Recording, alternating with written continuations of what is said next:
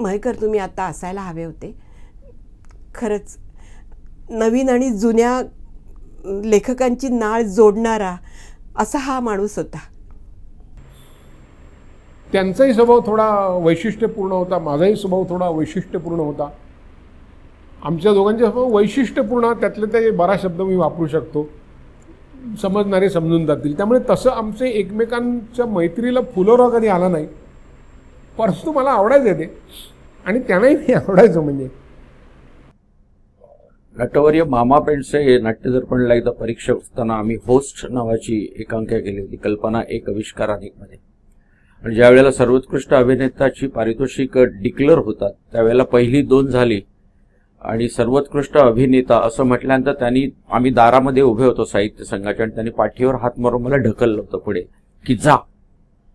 तर जा असं म्हटल्यानंतर मला स्वतःला आत्मविश्वास नव्हता की ते मला मिळेल म्हणून, पण त्यांना इतका आत्मविश्वास होता आणि खरोखरच त्यांनी ढकललं आणि मी थांबलो पुढे गेलेला. आणि त्यावेळेला माझं नाव तिकडे उच्चारलं गेल्यावर तर मी क्षणभर दिग्मूढ झालो की काय या माणसाकडे आत्मविश्वास असेल. ऑफकोर्स तो त्यांच्या वागण्यात आणि बोलण्यात आम्हाला सतत जाणवत होता, जो आम्हाला त्यांच्याकडून मिळाला.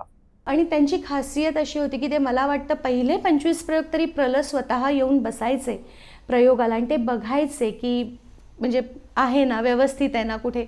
त्याच्यामुळे आणि त्यांचं लिखाणात इतके शब्दामध्ये इतकी ताकद होती की मला नाही वाटत की कुठेही आर्टिस्टनी आम्ही कधीच त्यांचे शब्द बदलले.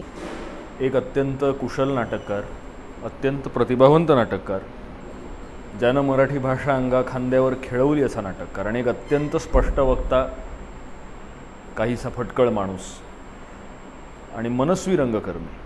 मी खरंच स्वतःला भाग्यवान समजते. रादर मी एवढंही सांगायला मला निश्चितपणे आवडेल की मला मिळालेली BSTची नोकरी ही केवळ आणि केवळ मयेकरांमुळे आहे आणि त्यांचं हे ऋण मी या जन्मात तरी नाही फेडू शकणार.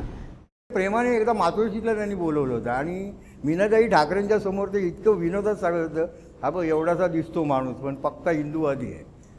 कमी शब्दात एवढा मोठ्याने व्यक्त होणारा आमच्या काळातला हा लेखक तसा दुर्मिळच. परंतु प्रलंचं लिखाण जे आहे ते तसंच राहणार आहे. त्यांची रानभूल जी आहे, त्यांची पाणगो इलोबा इलो म्हणा, त्यांची रातराणी आहे, तिचा सुगंध आपल्या मनात आणि रसिकांच्या चेहऱ्यावरती कायम दरवळणार आहेत. कारण प्रलंनी नाटकाला एक वेगळी व्यावसायिक बेस्ट शिस्त दिली.